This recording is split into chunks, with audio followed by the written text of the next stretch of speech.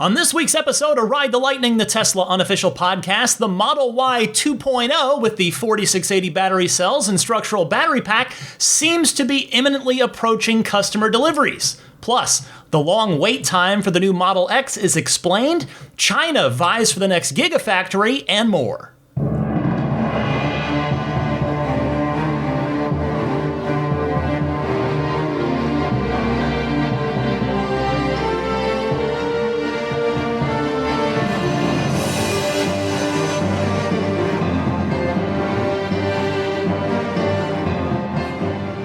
What's happening, friends? Ryan McCaffrey here with you for Ride the Lightning, episode 342 for February 20th, 2022. And if you'll humor me for a minute, I wanted to start the show on a non-Tesla note, but it is an electric vehicle note. You may very well have heard the news this week that the DeLorean, my former car, my dream car as a kid, the car made famous, of course, by the Back to the Future film trilogy, is being brought back as a new design as an electric vehicle. If you haven't seen the teaser yet, you can go to DeLorean.com. That's DeLorean, DeLorean.com. And I'll tell you, looking at it, if you're a Tesla fan, there's a couple things that might jump out at you. Number one, the new font treatment on their DeLorean logo has an E that looks a lot like Tesla's 3 horizontal bars E, and the front design, the design line on the front of the car, the mustache, if you will, that's teased, looks a heck of a lot like the Model S's mustache. Now, I know it's meant to invoke a gull wing appearance, but it kind of goes across and then dips down in the middle of the car into these, two intersecting points. Now, I'm not saying at all, that Tesla is involved, because if you think about it, it wouldn't, as much as a dream come true that would be for me and the ultimate colliding of worlds for me, but it wouldn't really make sense for Tesla to either acquire or otherwise get involved with a very tiny boutique, low-volume car manufacturer like DeLorean, but it is a weird coincidence. In fact, I guess now that I think about it, that those two choices were probably made very intentionally just to try to make you think about Tesla, perhaps consciously, perhaps subconsciously, and thus associate this new DeLorean with, oh, Tesla, good electric vehicle. Okay, DeLorean, all right. But anyway, this is obviously very near and dear to my interests, so I'll be keeping an eye on it. If you do go to the DeLorean.com site and look at the teaser, they're for sure teasing gull-wing doors. Of course, you couldn't build a new DeLorean without gull-wings. And the sort of very brief, mostly darkened teaser of a render image of the car, it looks like it's probably stainless steel as well. And again, in my opinion, you could not possibly build a new DeLorean out of anything but a stainless steel body. So we'll see what happens, but very, very interesting, very fun news in the electric vehicle world this week. Also, before I get started with the news proper, this is Tesla related, I promise you. The new episode of, last week's episode of South Park, because that's right, the show comes out on Sundays, and I record on late Friday nights. But episode 3, called City People, of season 25 of South Park, features the Model Y fairly extensively. And I won't tell you any more than that so as not to ruin the joke, but I will tell you I was cracking up the entire episode as they kept that running Tesla joke going. So check that out if you are interested. All right, let's get started with the proper week of Tesla news. And as usual, there was plenty of it. First up, a batch of Model Ys fresh off the production lines of Giga Texas were photographed on the back of a car carrier. So these were spotted, photographed, and posted online by Jeff Roberts, to give him credit. You can see 8 of them on the car carrier, and what's interesting about them is they are all performance Model Ys, and they are all in different colors, although it's worth pointing out, none of the 8 pictured on this car carrier are deep crimson, which is the new paint color that we've been teased about so far out of Giga Berlin. So we don't know if Texas will offer that. I would guess that Texas is not going to offer new paint color choices the way that Berlin might, simply because, Berlin is a different market. Those cars are going to be for the European market. Tesla can do new colors just for over there. And if you remember back to what must be a few months ago by now, there were, we've had the deep crimson. It's not even a teaser. I mean, they showed deep crimson at the Giga Berlin open house that they did late last year.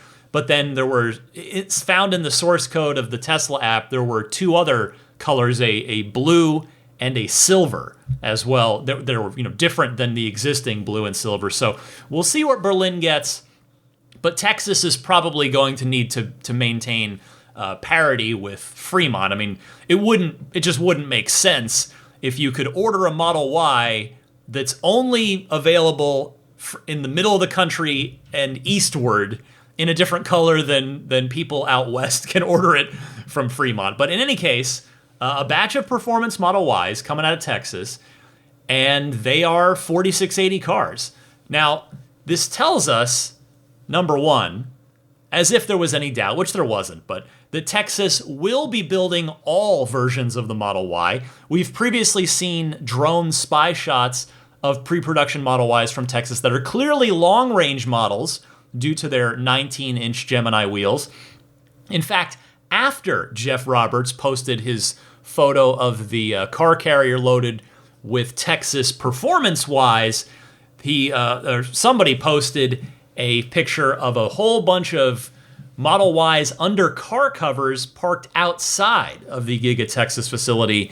So things are moving along, and they will certainly be building long range and performance out of Texas. Kind of, there were some reasonable fan theories that, well, maybe Texas would just start with performance models as they ramp up production, but I think that's clearly not going to be the case. And I guess if you kind of think about it more, it makes sense because the divide has been made a geographic one.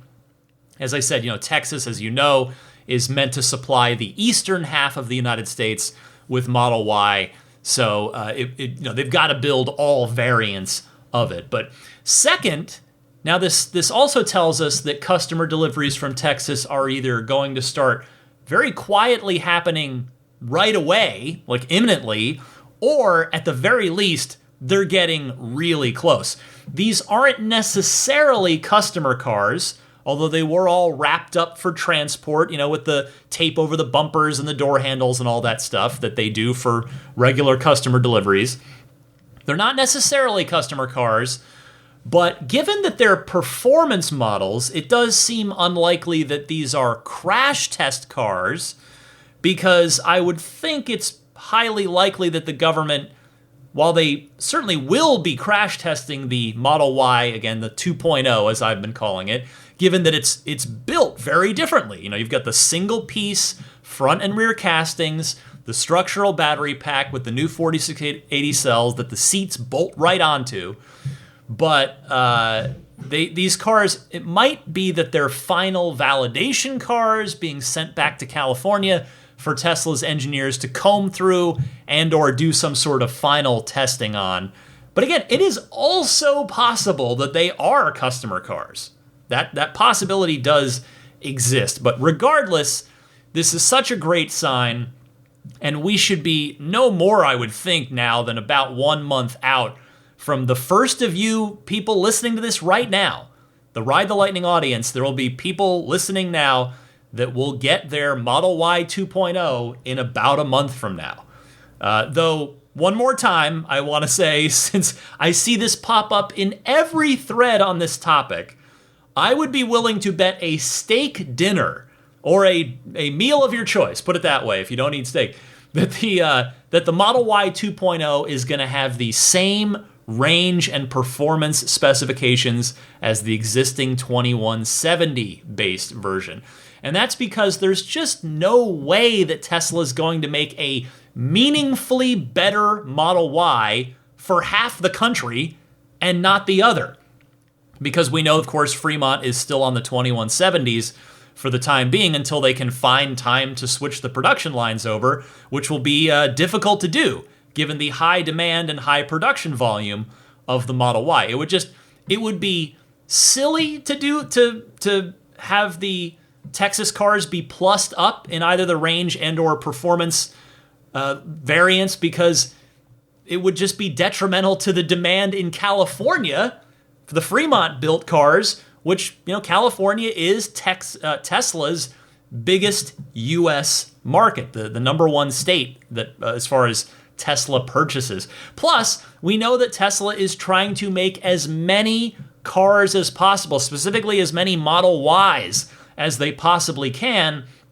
And I'm referring to, by the way, both they're trying to make as many cars and as many 4680 cells as they possibly can. So it stands to reason that Tesla is going to put as few cells into each 4680 Model Y as they need to. Tesla will obviously prefer to make, and just again, total rough hypothetical here, I don't know what the actual math is, but they're going to want to make, say, 5 Model Y 2.0s that have the same range as a Model Y 1.0 versus 4 Model Y 2.0s that have longer range and more battery cells in them. So that's just what makes so much sense to me. But I will certainly be keeping a close eye on this, and we are almost there. And by there, I mean, in the big picture of things, the next decade of Tesla. I talked about this after Battery Day, about a year and a half ago, but the 4680 cells represent, in my opinion, the next decade of Tesla. Just as the skateboard design that all of our cars now are on, that was the first decade of Tesla. The 4680 and structural battery pack, that is the next decade of the underpinnings of Tesla vehicles, the next generation. So great stuff happening in Texas.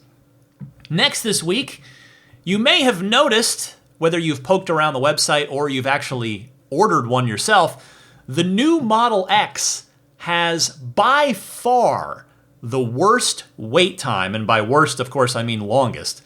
The longest wait time out of any of the 4 Tesla vehicles. Now, all 4 Teslas are in demand, but the wait for the Model X makes the wait for any of the other 3 look tame by comparison. As of this week, when I wrote up my notes for the podcast, if you order a long-range Model X, your estimated delivery time, at least showing for me here in California where they're made, thus the wait might be even longer in other areas to factor in transport. The wait time on a long-range X from this week, if you order now, is 11 months. It is showing January of 2023 and an 8-month wait, October 2022, for the Plaid Model X. That is pretty crazy, especially, by the way, considering that the X, as you remember, was off the market for almost exactly a year prior to this. And thus the X is a rare beast these days. Well, Elon Musk has taken to Twitter to comment on this delay, these long waits. Now, he to his credit, I thought he took ownership of this slow ramp up of Model X production, saying, quote, "We dropped the ball badly regarding the new Model X production ramp and still haven't fully recovered. It was idiotic to stop production of the old X in December of 2020 when there was still plenty of demand." And then he added in a follow-up tweet, quote, "Model X is an extremely difficult car to build, the most complex passenger car ever. The limiting factor is interior trim." Now, first of all, I do want to say that I appreciate his honesty there. There are people in the community that, Elon is a guy who he elicits a lot of feelings and responses from people, and not everybody out there thinks that Elon is honest. And the reason for that is because he often says things that don't end up coming true with regard to the products. But I do think he is an honest person. I think the thing with him is this is nothing I've not said before, but I think he's an idealist, and I think he's an eternal optimist. And when he says things that don't end up coming to pass, I do believe he is being genuine at the moment that he's giving the answer. I don't think that he ever knowingly is misleading anybody. But anyway, all of that is to say that most big company CEOs, particularly companies as large as Tesla, most CEOs in that position would never just give a straight answer like that. They'd never say, oh, it's we totally screwed this up and the interior trim is holding us up. In my day job, just to give a little anecdote here, my day job covering video games at IGN, I have to tell you, I've been doing it for almost 20 years. My 20-year career anniversary is later this year. So I've been at this a while. I'm pretty used to corporate speak. And if Elon Musk were your average media-trained executive, and when I say media-trained, I mean where someone in the communications department has literally had a meeting with him and told him what to say when asked certain questions. Almost every company does this, as you've probably noticed, either consciously or not, you've probably noticed this.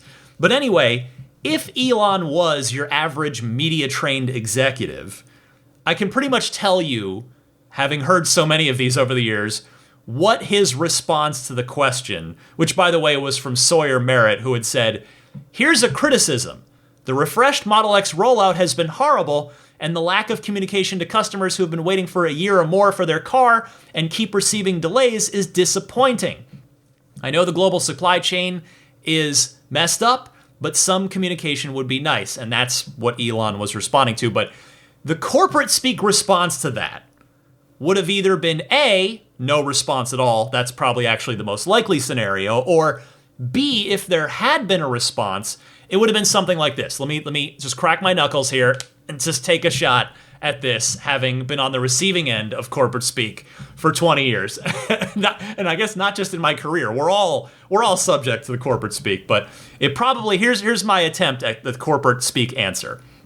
And it would have been, the new Model X is seeing unprecedented demand in its 8th year as the leading all-electric SUV on the market, thanks to its industry-leading range, seating capacity, and safety features, including the revolutionary autopilot driver assistance system. We are working as hard as we can to fulfill Model X orders as quickly as possible. How'd I do? Did that sound like something that you would hear from another company? But anyway, circling back to Elon's original response here, though, the interior trim bit is kind of surprising to me, only because the interior trim in the new X is largely the same as it is in the new Model S. I mean, if you look at the door panels, the front door panels, they're pretty much the same, I believe. Which leads me to wonder, is Tesla prioritizing the Model S? I can't imagine that, given that they've got a lot of increasingly frustrated customers of the X, and so I can't imagine they'd be wanting to, keep angering those people. But is there a different component, a different interior trim component that's not shared with the S? I mean, and before you write in, yes, I know the Falcon Wing door panel trim would certainly be unique to the Model X, so perhaps it's that. But nevertheless, we got a good and we got a pretty direct answer here, I thought. It's maybe not what people want to hear. It's nice that he takes ownership, but people want to hear that the X's are coming and that this problem has been solved. And sadly, Elon just said they still haven't fully recovered. But, I've seen a lot of frustration out there from my friend Kim, from Like Tesla, was posting her frustration on her family's new Model X being pushed back for according to her, the 5th time the delivery estimate has been pushed back, and it's been pushed back now to July. And then I know Victoria, a Patreon backer and Ride the Lightning listener, was talking about it. She attended our last monthly Patreon Zoom hangout. She's waiting for her plaid Model X as well. So I empathize with their frustration, and I hope the wait's not going to be too much longer for all of you out there who are trying to get your hands on the new Model X. Next up this week, NHTSA, aka the National Highway Traffic and Safety Association here in the United States, is unhappy with Tesla once again, and it's led to another recall. Could you hear the air quotes that I was placing around the word recall there? Because it is actually a software update to remove a feature. Now, just last week, I talked about the rolling stop feature being patched out of the FSD beta. Now, NHTSA has deemed the Boombox, for those of you with newer Teslas equipped with the pedestrian warning speaker, to be a safety hazard. I saw this story on electric-vehicles.com. It comes via Reuters, who says Tesla is adjusting 578,607 vehicles in the United States because pedestrians may be unaware of an approaching vehicle if warning risk sounds are obscured, U.S. regulators said. NHTSA said the vehicles fail to comply with a federal motor vehicle safety standard on minimum sound requirements for electric vehicles. Under increasing scrutiny from the National Highway Traffic Safety Administration, Tesla has issued 10 U.S. recalls over the last 4 months. The issue was seen on some 2020 to 2022 Model S, X, Model Y, and Model 3 vehicles, because the Boombox function allows sounds to be played through an external speaker while the vehicle is in motion. So you heard it there, 10 recalls, and again, I'll use recalls in air quotes, in the last 4 months. Now, I'm not saying that there's a targeted attack going on against Tesla, but even though that Missy Cummings that I told you about a few weeks ago was supposed to recuse herself from any matter at NHTSA, you almost have to wonder if there's some kind of influence from her being had on the agency here. I mean, it's like if a new kid in school suddenly starts targeting you a lot in dodgeball, whereas previous to the new kid's arrival, none of the other kids seem to make any point to bother you. At some point, you have to wonder if the new kid doesn't like you. I mean, Elon Musk even commented on this saying, quote, "The fun police made us do it." Parentheses, sigh. Meaning, and by made us do it, he means remove, disable the Boombox feature. So, I mean, don't get me wrong here. In the grand scheme of things, in my opinion, this is not a big deal. And there are plenty of other fun things about Teslas. This is far from the only fun thing. But a sound is a sound, right? As long as it meets that minimum volume that I completely understand. I mean, you need that out there. I don't disagree with the regulation that you need a minimum sound in order to assist with vision impaired pedestrians. I don't disagree with that in the slightest, but if the sound is loud enough, which you would think the car can regulate no matter what custom sound the driver, the owner of the Tesla might put on there, I would think you're going to be okay. But I don't pretend to be an expert in accessibility, so I don't want to sound like that I am. So I would make it clear there, but I do understand there have to be standards for these things. But it's also true that different cars on the market make different sounds. They don't all have to make the same sound at low speeds in forward or reverse. So clearly the government is allowing room for some, let's call it artistic interpretation on the pedestrian warning speaker sound. That's all I'm saying. So where's the line? Why are these custom sounds not, making the grade, whereas, the regular Tesla sound or the Nissan Leaf sound or the Audi e-tron sound, I live here in the San Francisco Bay Area, And we're fortunate there are quite a few electric vehicles here. And I've gotten to the point where I can tell what car it is, what electric car it is, by that sound. Like, so it's, I just wonder, maybe there's room to reinstate the Boombox at some point if Tesla can show that it meets some kind of standard, whether it's a minimum volume standard or what have you. Next up this week, in more regulatory news, I suppose, California is suing Tesla, saying the company has permitted racial discrimination at its factory. This is an extraordinary serious story, and any usual, this is very serious, and I want to bring this up. I'm not here to sweep serious things under the rug, because I do want this podcast to be fun and to be enthusiastic, but this is definitely something that merits passing along to you and commenting on. Now, the story comes via the New York Times, who writes, a California state agency is suing Tesla, accusing it of allowing racial discrimination and harassment to flourish at its San Francisco Bay Area factory in a lawsuit that was made public this week. The California Department of Fair Employment and Housing said hundreds of Tesla workers had reported being subjected to racist graffiti and widespread use of racial slurs, including from supervisors. They also accused the company of discriminatory practices. The agency said black employees were assigned more physically arduous work and denied transfers and promotions more often than other workers.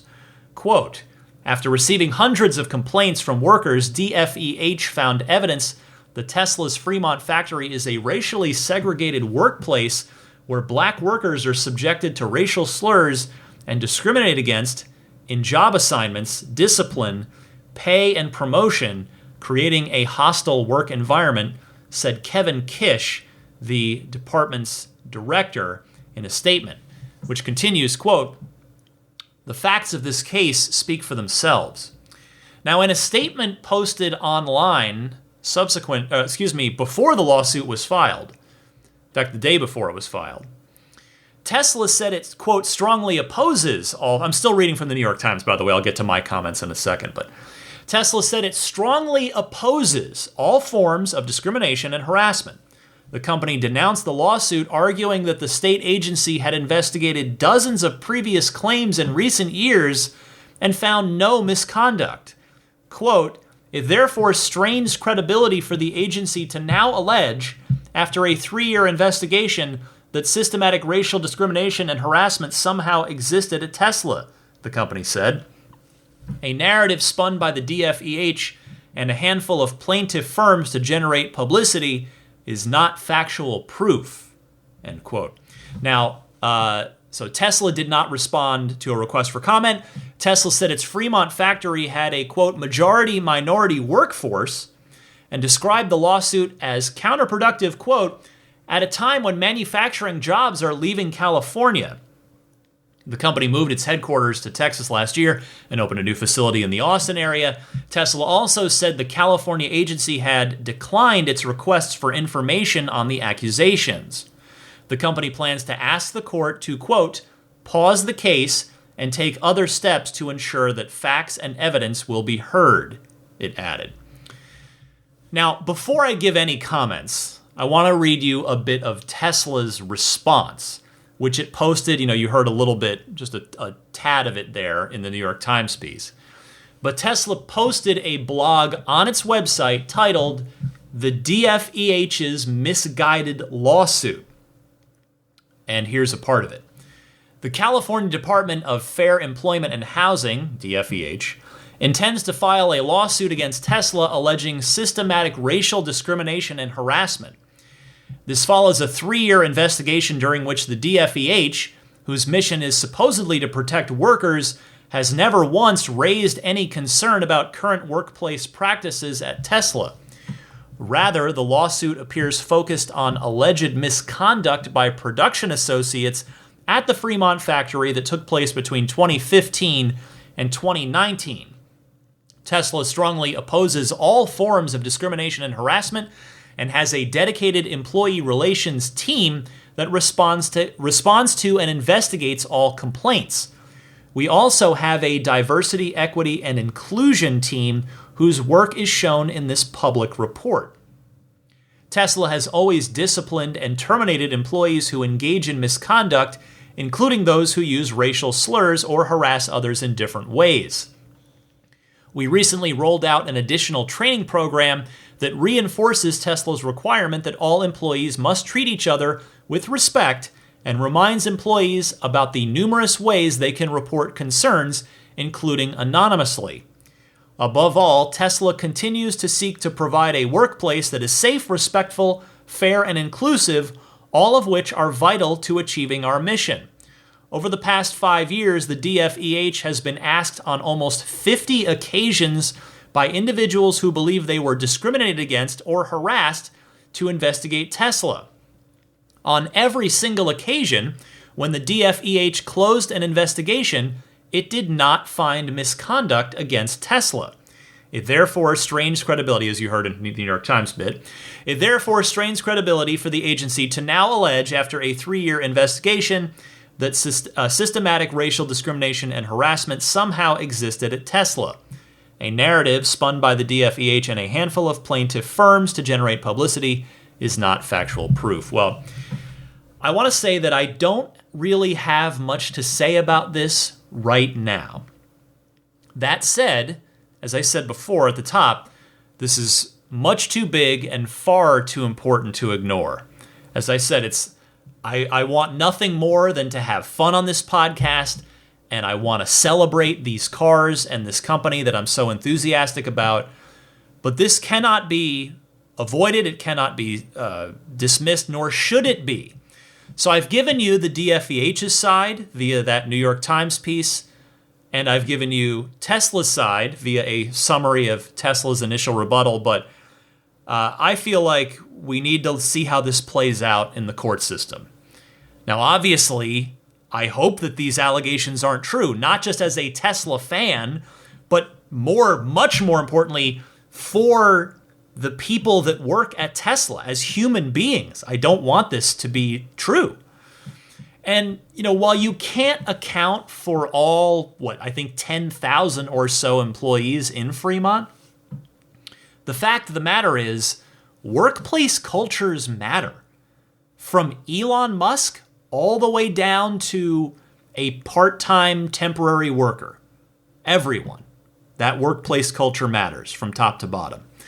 And systemic equality at a company also matters. Racism has no place in our society.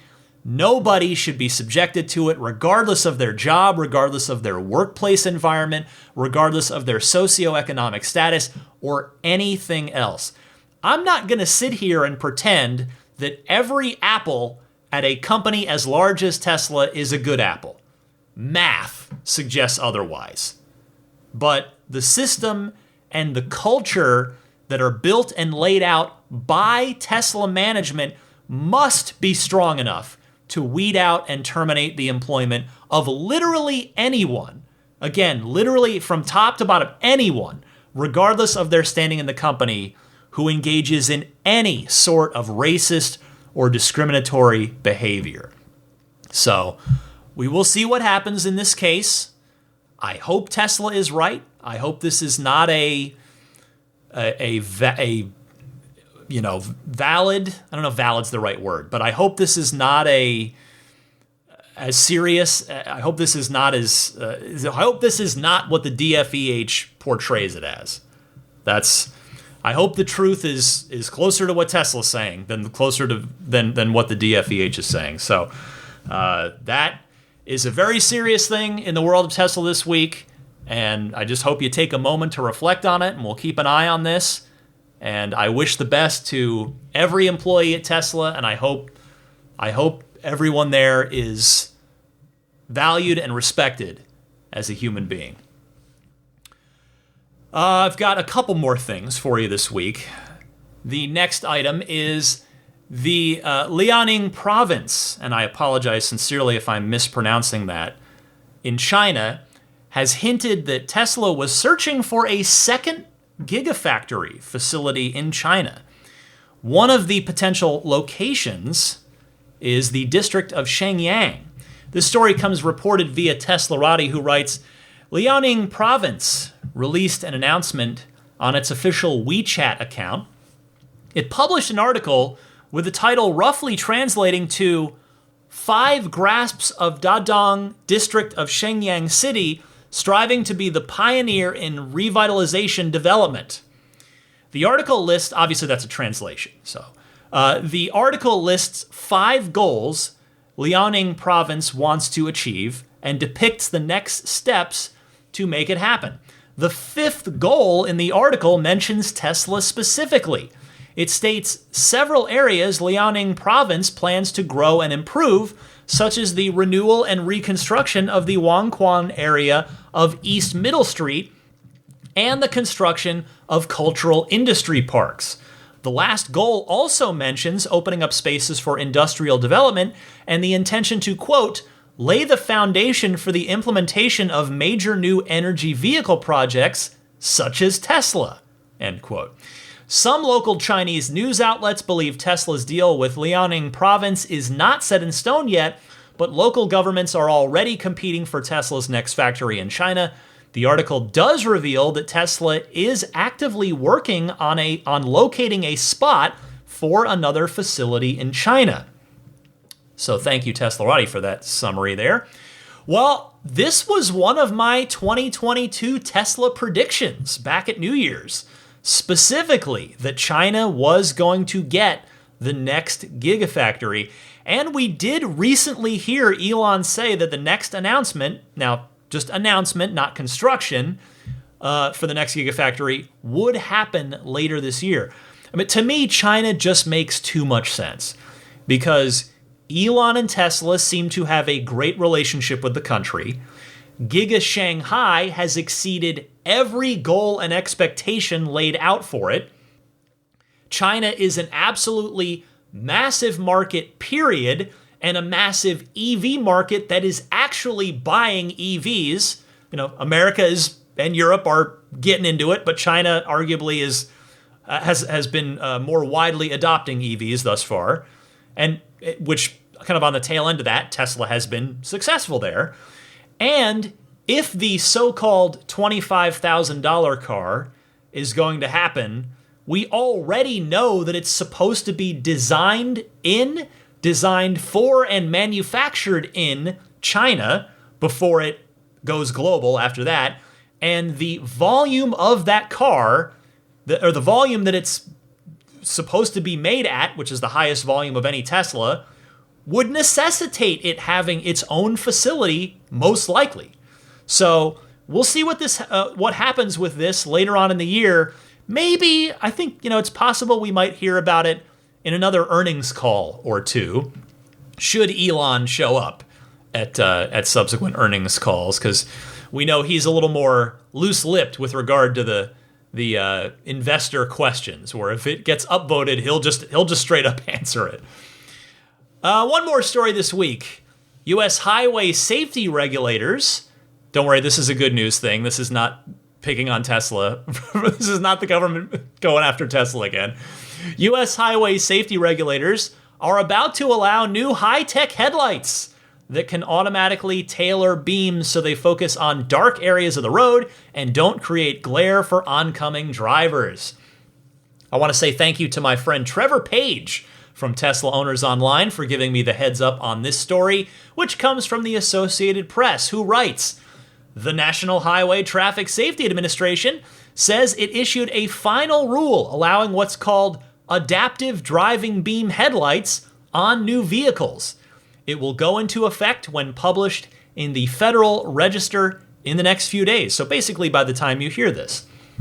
The headlights, commonly used in Europe, have LED lamps that can focus beams on darkness, such as the driver's lane and areas along the roadside. They also lower the intensity of the light beams if there's oncoming traffic. Camera sensors and computers help determine where the light should go. Quote, this final rule will improve safety for pedestrians and bicyclists by making them more visible at night and will help prevent crashes by better illuminating animals and objects in and along the road, the agency said in a news release this past week. Good news as well, Tesla is standing by, ready to act on this. As Drive Tesla Canada correctly notes, existing Tesla vehicles with the latest Matrix LED headlights will likely also see the feature activated through a free over-the-air software update, which we expect, now that's just their professional estimation, but I'm with them on this, could happen as soon as next month. So I believe the Matrix headlights they're already on the newer performance Model 3s and performance Model Ys. I admit I'm not sure if they're on the new S and new X. I would presume so, but I'm not as sure about that as I am the Performance 3 and Performance Y. So cool stuff there. Glad to see the US government signing off on better, more advanced headlight technology that should also be safer for everyone involved as well. Oh, real quick, finally this week, one last thing. Elon Musk has set a date for Giga Texas's grand opening. I was talking about this earlier in the podcast, the Giga Texas anyway, and the production there. But the date is set for Friday, April 1st. Yes, April Fool's Day. Some people are wondering, well, wait, is he serious? I'm pretty sure he's serious. Elon says invites will be sent out.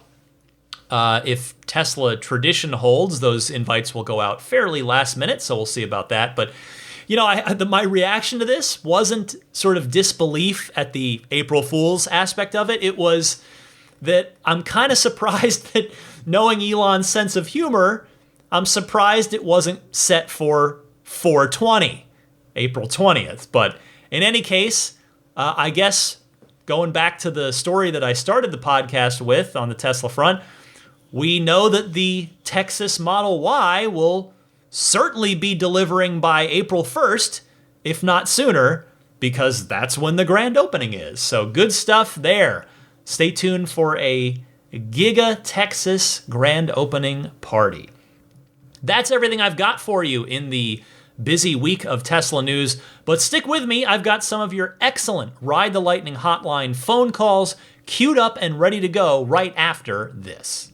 This is Steve Downs, the voice of Master Chief, Sierra 117.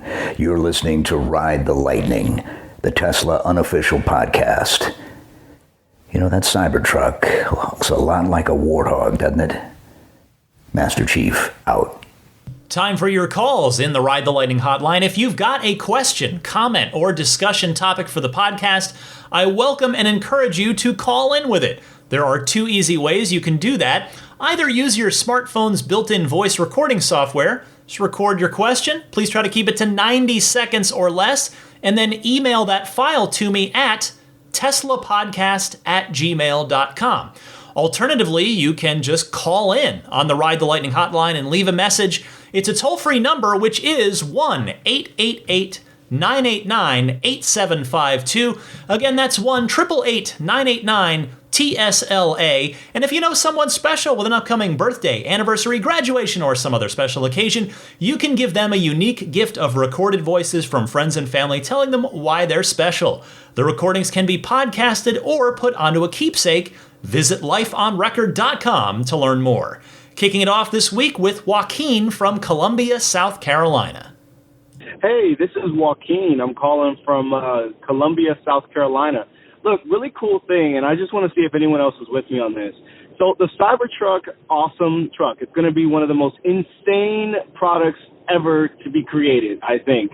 It's going to hit you right in the good old heart tugs, in my opinion. But I come from a Jeep background, right? I drive a performance Model Y right now, but I want to get back to that outdoors lifestyle, right? Where I throw my doors off, top down, I feel the wind in my hair. Now, yes, we know what Tesla's not going to do, like a top off kind of thing, but they could easily create a hinge on the Cybertruck that allows you to remove the Cybertruck or the Cybertruck's doors. I think that would be so cool. Like, same Cybertruck, nothing changes, but just change the hinge out so it has removable doors just like a Jeep. And I think you could tap into a completely different segment. For those of you who do off-roading, stuff like that, we know how amazing that is. So just a thought. Back to you. Thanks. Joaquin throwing it back to me, making it feel like a real radio show. I like that. Thank you for calling in, Joaquin.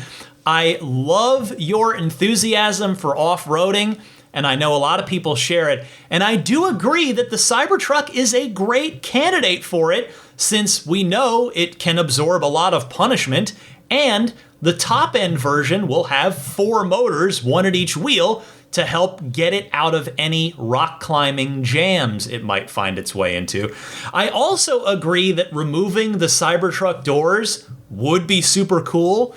However, I speak as a former DeLorean owner here, there's one problem that I think might be a limiting factor.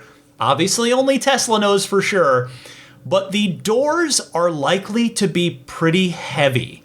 So according to my quick Google search, the Jeep front doors are about 70 pounds each. For semi-relevant context, the DeLorean's stainless steel going doors, which are, not easily removable. Sure, you could take them off, but the DeLorean's gull wings are about 80 pounds each. And again, I mentioned the DeLorean because they're stainless steel. Those 80 pounds worth of stainless gull wing. The difference is the Cybertruck's a much larger vehicle. It's not a little sports car, and we don't know how thick the stainless will be. The DeLorean, the stainless on the panels are actually pretty thin.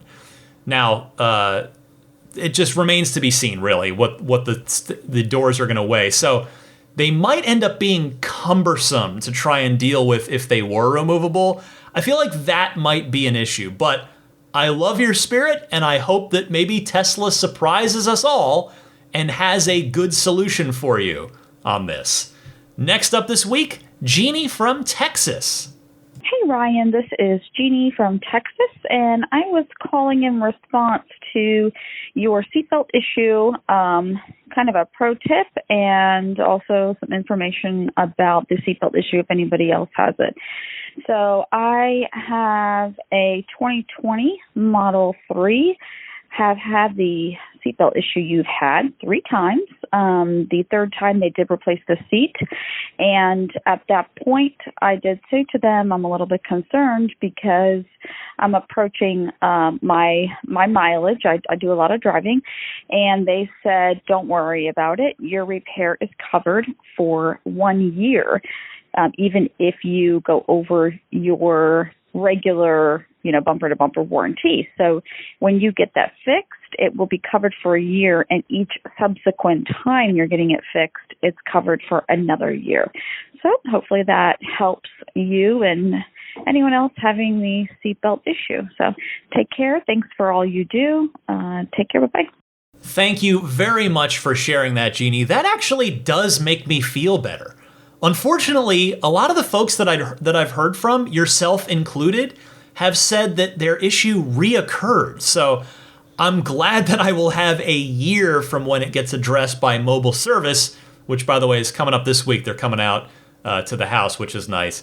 Hopefully your call also provides some peace of mind for others out there, too, who might experience this. Take care, Jeannie. Thanks again. Next up is T. Kirk Lowry from Charlotte with an interesting anecdote. Hey, Ryan. T. Kirk Lowry here from Charlotte, North Carolina. Longtime listener, first-time caller.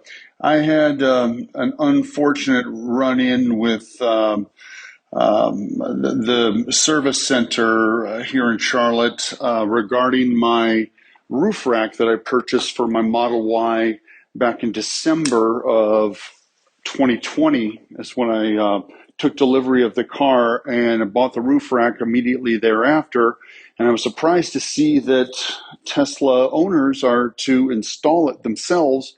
And I was nervous about that, but watched YouTube videos and gave it a shot. I did not know that I could have gone to the service center and paid them to install it for me. I probably should have done that. But what I did not have is a torque wrench, a wrench that tells you how many, how much torque in terms of force you're tightening down the bolts with the roof rack. And so I aired what I thought was on slightly looser than what I guessed the torque was. And I had the roof rack for 9 months and hadn't put anything up there and carried anything yet, but I was planning to in my travels this summer. I came out of a car wash and immediate splinter cracks, sort of like crow's feet cracks, right where the glass meets the roof rack appeared on both sides simultaneously. And those cracks grew as the days went on to go all across the glass roof. And I took it to the service center and I told them that I installed it myself and that, I didn't have a torque wrench, but I did my very best. And they immediately, with no emotion, said, that is improper installation. We can fix your glass for $1,665. So I've got a new roof on. I'm not going to reinstall the roof rack. I was so disappointed by that. I just think it's wrong to have car owners install these things themselves and have to have a torque wrench and who knows with that rack making direct contact with the glass. I just think it's a terrible design. I got burned on that one and there was no sympathy for me whatsoever at Tesla. So that was frustrating. I do love the car, love the podcast, and thank you very much. Boy, I am very sorry to hear this. That would deflate me as well. It absolutely would, I promise you. I absolutely agree that Tesla should make it clearer that a torque wrench is a vital part of the equation right on the store page before you even order it, and even offer a second option right on that page to purchase service center installation so that it's warranted. I went ahead and checked after listening to your call, and in part it says, the ultra-sleek attachment mechanism makes for easy installation at home while blending in seamlessly. So clearly, easy installation might instill a little bit of a false sense of security in buyers when the fact is, getting it wrong can cost you, as we just heard, $1,665. So here's hoping Tesla takes that constructive bit of feedback to better inform future buyers. Thank you so much for sharing that. Next is, the next couple callers are from London. Here's Luther from London. Hey Ryan, this is Luther from London in the UK. I've been a listener since around episode 35, and man, I just have to thank you for the consistency and top quality content you're delivering every single week. So helpful, and I've sent many friends your way. Living in central London, there's no real point in owning a car. There's nowhere to really park them. And then the public transport system with the tube, the underground here is so great and well connected. You never really need a car until those days where you do. And so what I've been doing is renting cars for the short trips wherever I need them. Now, in London, I guess it's kind of different. We don't go to like a Hertz centre or something like that. Instead, there are many companies who operate fleets of rental cars through the city, but they park them on the streets or in public car parks, and you book it like a reverse Uber. So you use an app, you book your car, and then you go to the car, unlock it with your phone, and pick up the keys, and then drive away. Now, the problem is each car is kind of different. So I could end up with a manual stick shift car. I could end up with an EV. I could end up with a hybrid or an automatic car or a petrol or diesel. You name it. I've had everything. The issue there, though, is because they're parked on streets and close to sort of busy roads, I've got about 30 seconds to figure out the bite point on the clutch, to work out the switches, the lights, get it all kind of ready before I'm in some mainstream traffic, hitting a junction or on some kind of, complex roundabout, traffic lights, etc. My concern is as Teslas start to become more popular within those fleets, getting into a Tesla for the first time and having about 30 seconds before I hit some traffic concerns me in that I don't really know what I'm doing when I get in. So, and I fear that, the learning curve there is going to be far sharper, far steeper than it would be getting in, a regular car that I've been using. So any tips that you've got for someone who's never been in a Tesla car in how to kind of skill up before getting into a car and understanding what I need to do without access to a Tesla before I get in one for the first time. Anyway, any help you've got would be marvelous. Thank you so much. Luther, I appreciate your call and thank you for sticking with me all these years. Seriously. I confess I'm a bit confused by one aspect of your call. I'm not sure why you'd only have about 30 seconds to get acquainted with the car before you're in traffic. I mean, are you not able to sit there for as long as you like once you've unlocked it through the rental services app? I mean, I realize I want to stop and say this is probably my own ignorance talking. Like, I'm sure there's a very good reason for that. So I'll just move along to giving you a more constructive answer to your question, which is if you go to Tesla's YouTube channel, at youtube.com/Tesla, scroll down a bit and you will see a playlist of videos labeled Model 3 Guide. They also have them for the S and for the X, although weirdly, I didn't see one for the Y, although the Model 3 Guide should cover about 95% of what you'd find in a Y anyway. So there are short videos there on topics like the frunk, like auto park, autopilot, etc. So hopefully you find that helpful. Thanks for calling in. Again, we're staying in London here with our final caller. It's Phil from London who has a tip, a request, and a question. Go ahead, Phil. Hi Ryan, it's Phil here from London. I've got a few little things for you. Thank you very much for all you do for your Tesla community. I've got a tip and a request and a question. My tip, I don't know whether this is a pro tip, is on the new user interface. If you put your finger on the temperature number and slide it back left and right, or you put it on the left and right arrows, a little pop-up menu opens that can allow you to put the seat heaters on or the window heaters. My request is, could I please ask for those of us in right-hand drive areas, when you're talking about things in the car, particularly on the interface, rather than talking about left and right, maybe you could talk about driver's side and passenger side, because if you talk about right side in a right-hand drive car, it might mean it's left side in a left-hand drive car. Finally, a question. My wife and I are popping over to San Francisco the end of next month and wondered if the Fremont factory is now open for tours. I don't know if you know or know someone who might know. Anyway, thanks for all you do and best wishes to Daisy. Take care. Bye-bye. Well, Phil, Daisy appreciates your well wishes. She is currently looking at me with very heavy eyelids. She is falling asleep. But anyway, I am happy to help here. First of all, thank you for that UI tip. That is a handy little shortcut for sure. Second, regarding your request for me to generalize my descriptions of the side of the car, you, my friend, are totally fair on that. That is a completely fair request.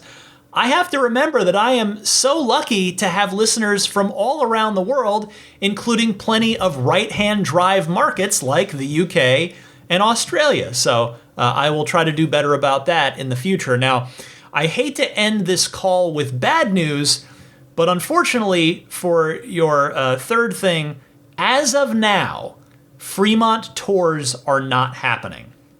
However, your call came in right as California started lifting some of its COVID restrictions, including an indoor mask mandate.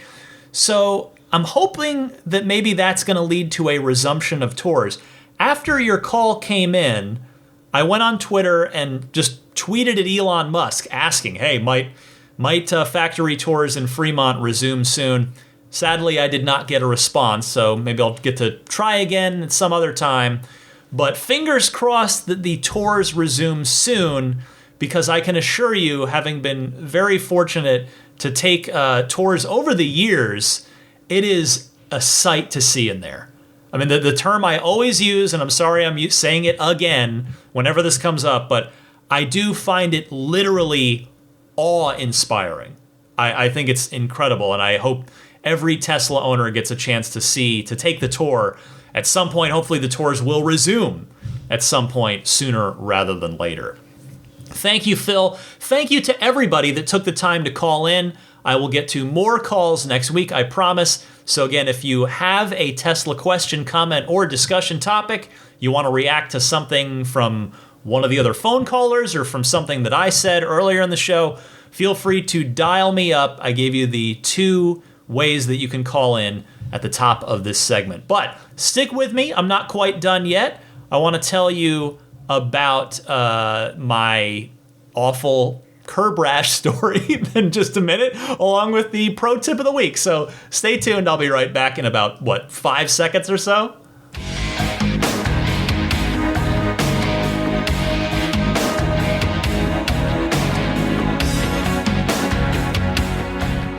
All right, 10 seconds, not 5 seconds. You would think after 342 shows, I would know how long my own bumpers are, but I guess not. 10 seconds. Anyway, I did a bad thing this week that just, if you've ever done this, you've heard the sound.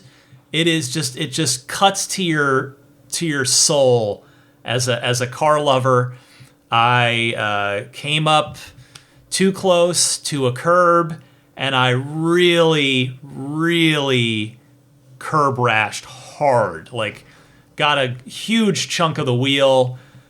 I knew it, of course, right away, the sound of metal grinding against concrete. Got out of the car, took a look, and it was bad on those 0G wheels that I am so lucky to have from the referral program a few years ago. You know, these are not wheels that you can just get. So I was like, all right, well, what do I do? And thankfully, my friend Christy from Austin, Texas, gave me a great recommendation. She used to live here in the greater San Francisco Bay Area. She gave me a shop recommendation to take the car to get the wheels done. I called them up, talked to who I presume was the shop owner, very nice guy. He said, you know what, just is this your cell phone number? Yes. Send me, I'm going to text you so that you have my number, and then send me pictures of the damage, and I'll tell you, A, if I can fix it, and B, give you a quote.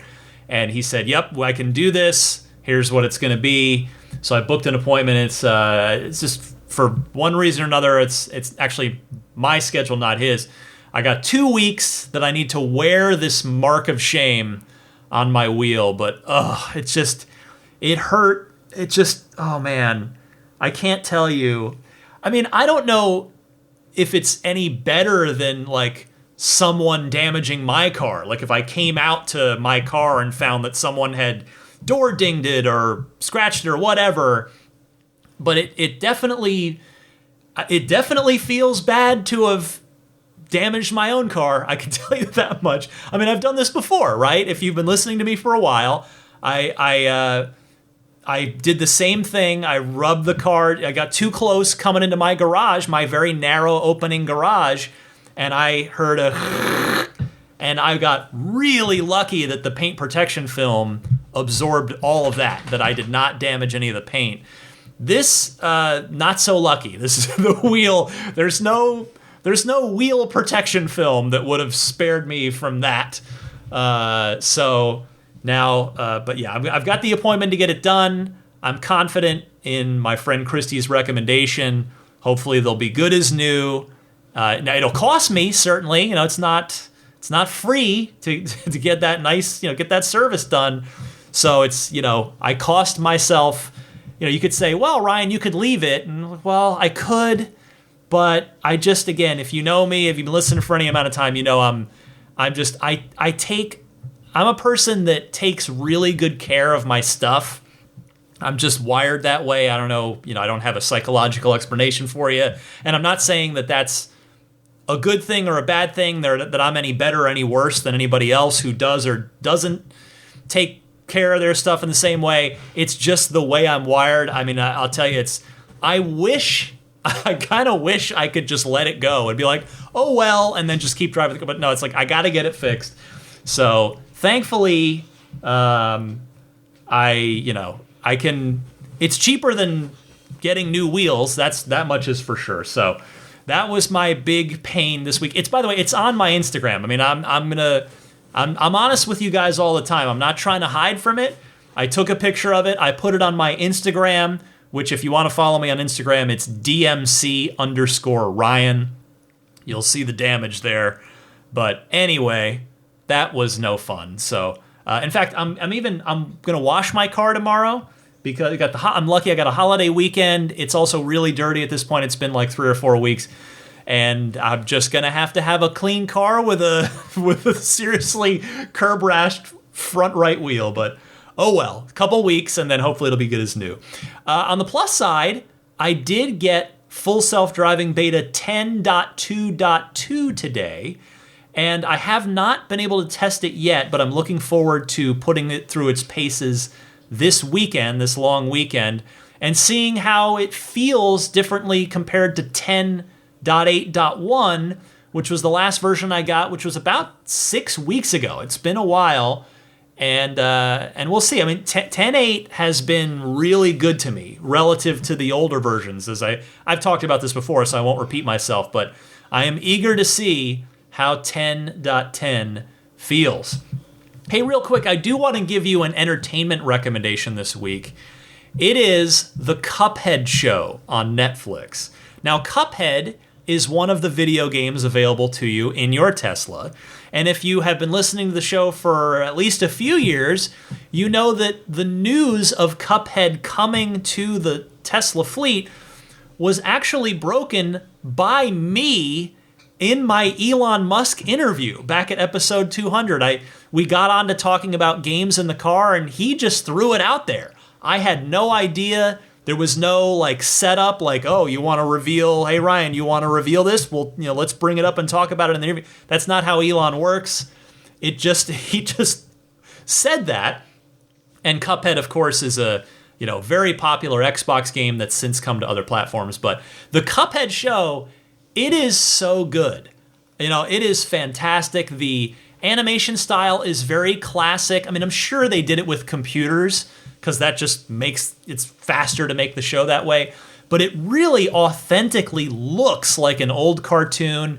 The comedy, the sense of humor, it's very that sort of exaggerated physical comedy, very all ages appropriate in my opinion, very sort of timeless comedy. The voice acting's great, and I really can't recommend the show enough. And if just to go a little further down the rabbit hole for a quick second on Cuphead, that game, if you know its story, that game was created by two brothers, as well as one of the brothers' wives, and I think there might have even been like a extended family member in there, but it's a very small team, like it was something like 8 people, I think, at first. Maybe it's probably a few more by now, but the whole thing, it's this hand-drawn, it literally looks, it is a playable 1930s cartoon. It is one of the most artistically beautiful games you've ever seen, and it happens to be a great game as well. And these were people that they were not professional game developers. They had a dream. They quit their day jobs at a bank and started a game studio and started making this game, and it's turned into a big hit. And it's been an incredible story. And now their incredible game that they literally bet their lives on, because they had double mortgage their home to fund the game, and now it's turning into this Netflix show, and the show's great. So check it out if you are interested in a family-friendly, really funny, really good cartoon, The Cuphead Show. Here's your pro tip of the week. It's from Chris in Chicago.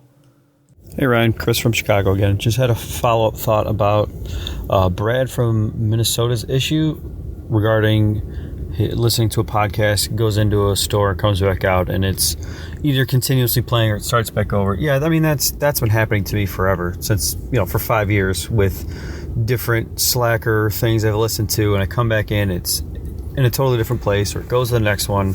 And also with it, so what I typically do, if I know that's a scenario I'll be running into, it sounds like a headache, but to avoid all of that, I will put the car in neutral, and I'll go into the menu, go into safety, and manually apply the parking brake. So what that does is it leaves the car on with the parking brake on. I'll go into the store. You have to make sure you manually lock the car because you've left it on. So lock it, and then when you come back, everything is exactly where it was when you left it. The car didn't cycle off and restart.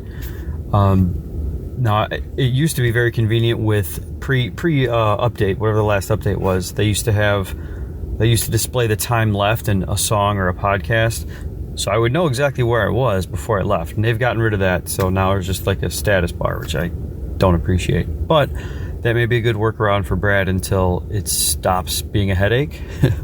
So hope that helps. Thanks for the show. Bye.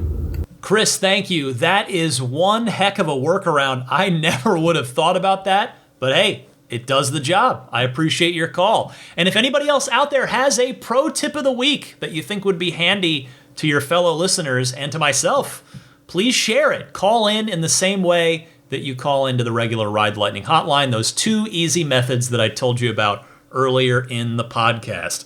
All right, I know I'm already running a bit long this week, but let me mention some friends of the podcast, starting with abstractocean.com.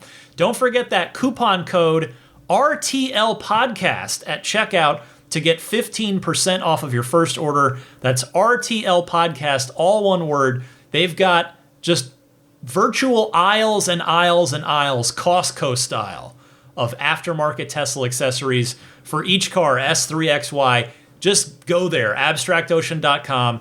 Take a look around, see what you like. A lot of great lighting kits inside and out.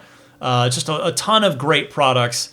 Do check it out. Do use that coupon code for that discount. Next up, the Snap Plate, which you can get at everyamp.com/RTL. That is your front license plate bracket that I highly recommend. It snaps on and off in seconds, but it goes on securely. It's not taping to the front of your car. It's not going to mess with the paint, the grille, the radiator with autopilot functionality. It's a nice, clean, minimalist design. You can take it off for car shows or for cleaning the car, put it back on if you're just going to be at like a parking meter or something, don't want to get a ticket. So get yours for any of the 4 Teslas at everyamp.com/RTL. Meanwhile, Budget Safe Solar, if you're considering solar for your home or business, yes, of course you're going to consider Tesla, but hey, why not also reach out to Budget Safe Solar? Friend of the show here, their deal is simple. They're going to take the time to understand your specific situation. They're going to help you find the best option for you.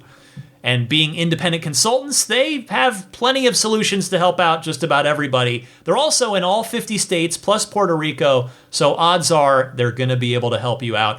And hey, if you want to get into the growing solar industry, you can inquire about that as well. But learn more and or reach out at budgetsafesolar.com.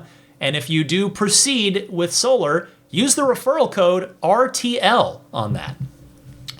Next up, Immaculate Reflections. Ah, yes, Jeff at Immaculate Reflections.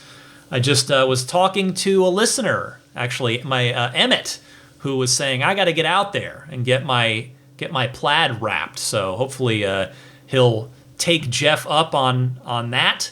And you should too, if you're going to be in the Bay Area with your car. There is no better place you could take it to for detailing work than Immaculate Reflections. Check out the website, irdetailing.com. You can see examples of Jeff's work there. You can also see his work on Yelp or Instagram. For Yelp, it's yelp.com/Immaculate Reflections. On Instagram, his handle is Immaculate_Reflections. Whether you're doing paint correction, paint protection film, ceramic coating, 2 of the 3, all the 3, whatever you want to do, there's no better place that you could possibly do it than Immaculate Reflections. I speak from experience. In fact, when I get my wheels fixed, I'm going to have to get, well, not have to, but I'm going to choose to get the wheel re-ceramic coated. Yes, because it makes cleaning the wheels so much easier when they've got the same ceramic coating on them that you can put on the body. Anyway, book in with Jeff at irdetailing.com, and when you reach out, mention that you're a listener of Ride the Lightning, and there's a nice little discount waiting for you. I have used that discount myself, because I, too, am a Ride the Lightning listener. Let's see here, puretesla.com/RTL, your one-stop shop for your dash cam and Sentry mode setups, because you want their micro SD-based solution is going to be a better long-term option for you than the just USB flash memory drive that comes with your car.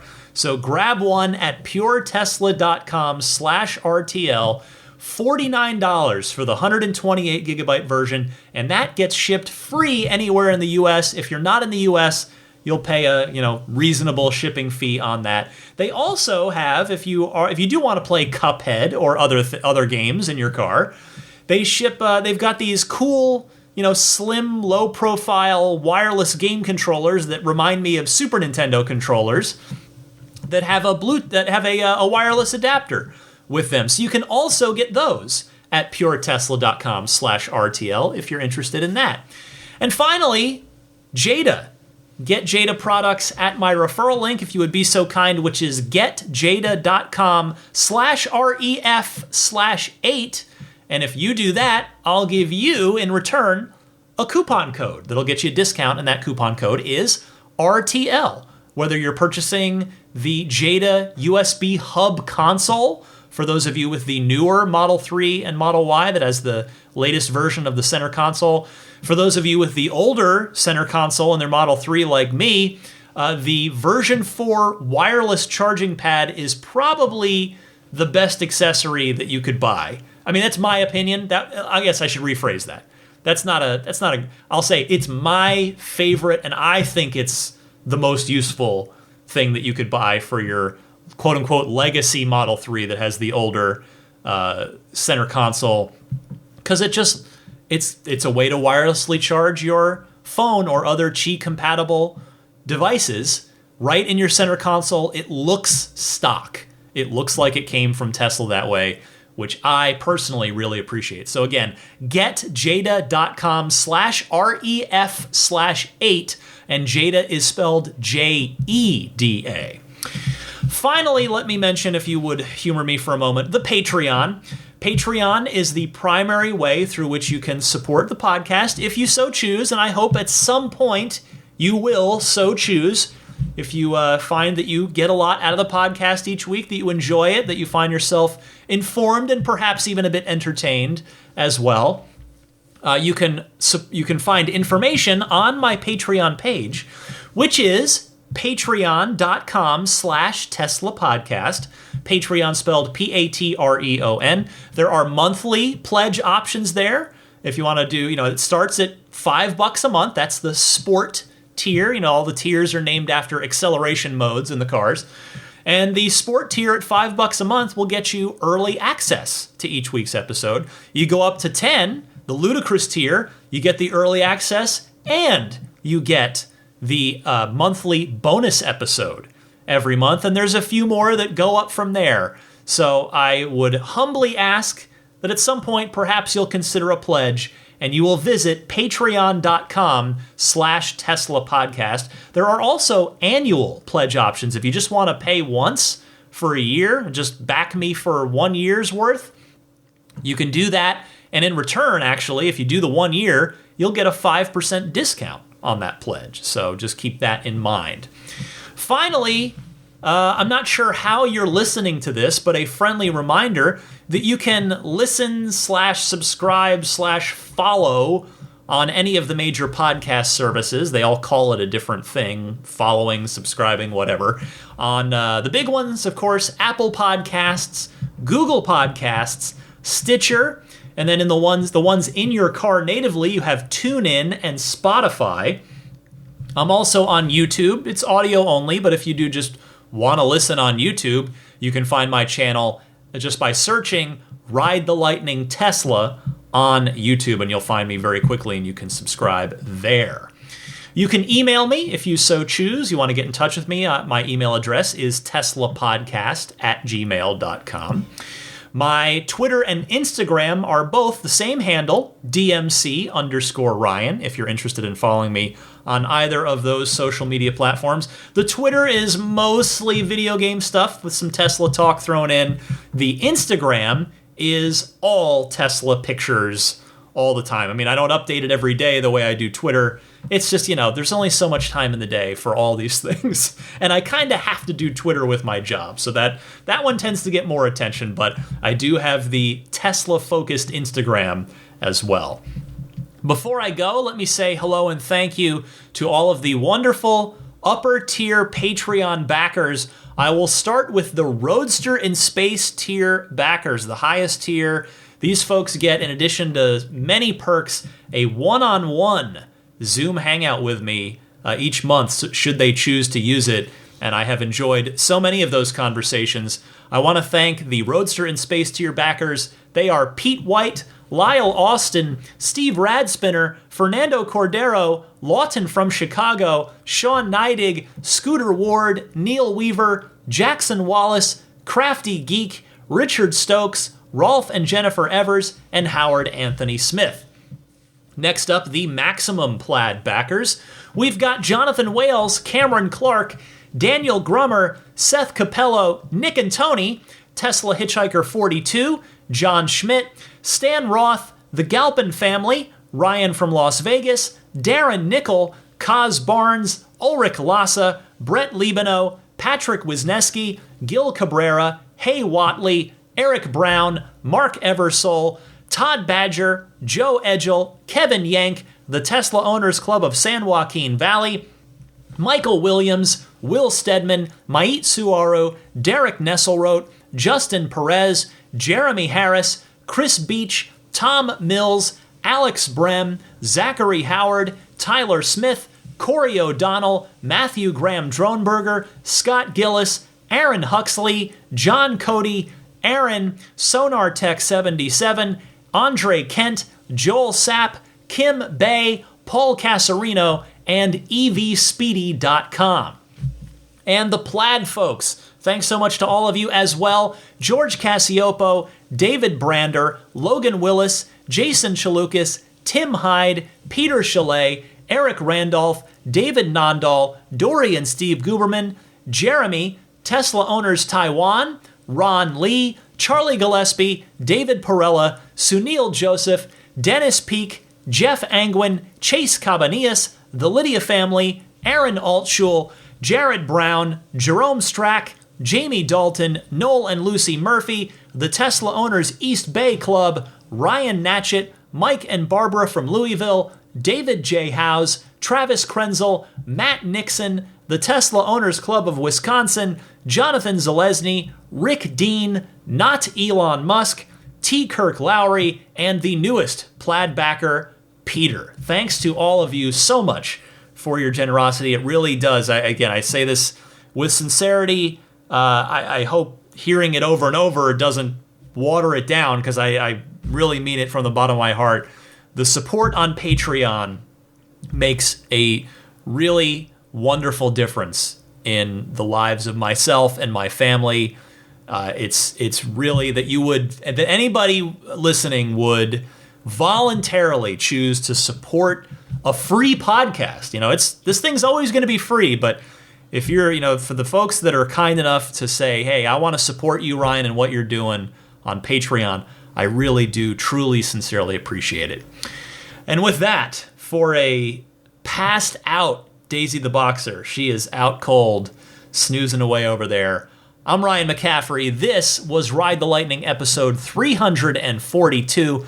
Happy electric motoring, my friends, and I will see you back here same time next week.